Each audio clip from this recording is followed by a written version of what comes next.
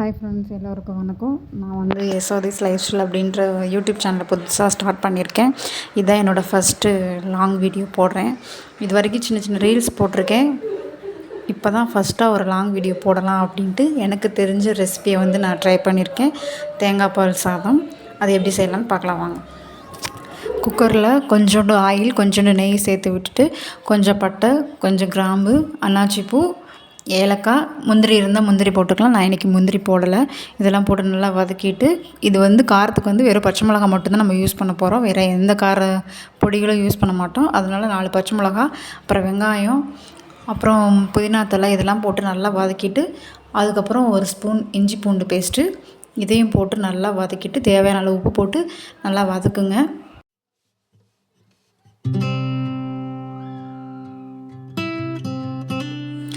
நல்லா வதக்கிட்டு அரிசி வந்து ஒரு அரை மணி நேரம் நான் ஊற வச்சுருக்கேன். இது வந்து நார்மலாக சாப்பாட்டு அரிசி தான்.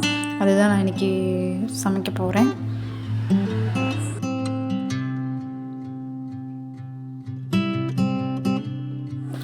அரிசியும் சேர்த்து ஒரு தடவை நல்லா மிக்ஸ் பண்ணிவிட்டு, நான் இன்றைக்கி வந்து நார்மல் ரைஸ், வீட்டு சாப்பாடு ரைஸ் தான் எடுத்திருக்கேன். அதனால் 1 டம்ளர் ரைஸ்க்கு 2.5 டம்ளர் தேங்காய் பால் மெஷர்மெண்ட்டில் இன்றைக்கி நான் ஊற்றிருக்கேன்.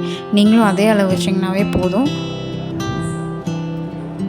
நான் இன்றைக்கி 2 டம்ளர் ரைஸ் போட்டிருக்கேன். அதே மாதிரி 5 டம்ளர் தேங்காய் பால் ஊற்றிருக்கேன்.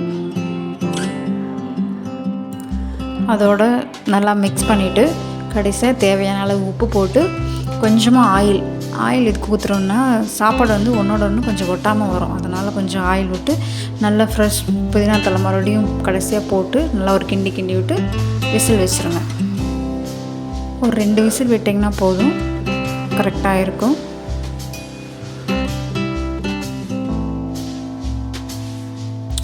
நல்ல டேஸ்டான தேங்காய் பால் சாதம் ரெடி ஆயிடுச்சு.